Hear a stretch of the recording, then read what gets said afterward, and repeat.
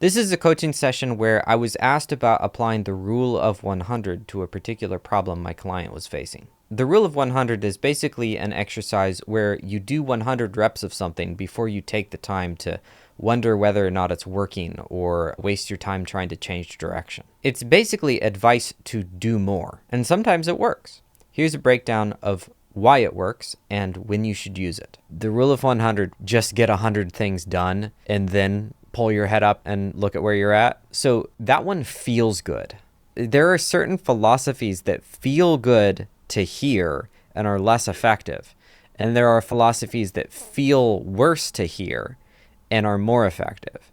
And it's very misleading because a lot of the ones that feel good to hear actually are like self-sacrifice narratives.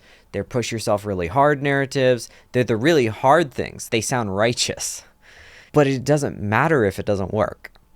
The reality is both of them work. Baby steps works, and go crush it for 20 years and then lift your head up also works. The reality is you need both. And the way you need both is usually, what I have found, is people apply the rule of 100 to really big goals and fail. And they apply baby steps to really small shit that they should be getting done, and then that fails. And so an example like that is, so Hormozi talks a lot about his story of deciding to try putting out flyers in the parking lot. You probably heard this story.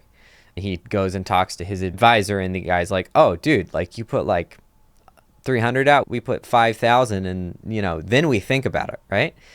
So that is a very small action. And those small actions, we tend to do a couple of them and then be like, I don't see a result. This must not be working. I should give up.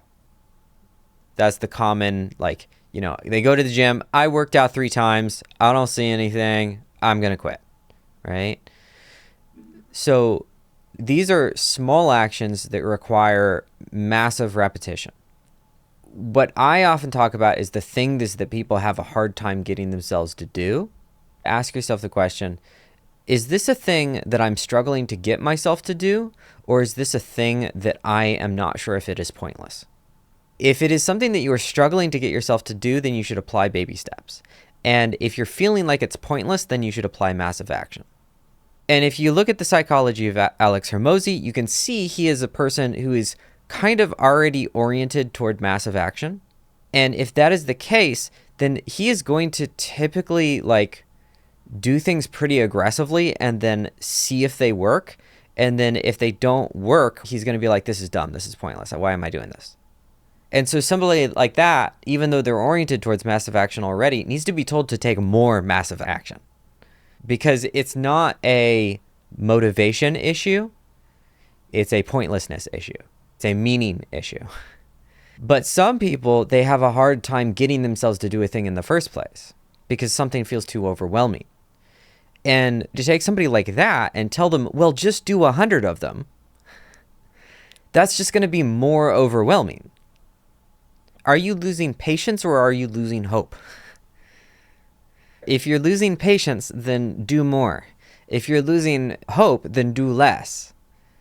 And engineer it in a way that you can see that the small action is a win. It's a matter of what problem you are actually struggling with. Go to apply.joshterryplays.com for more.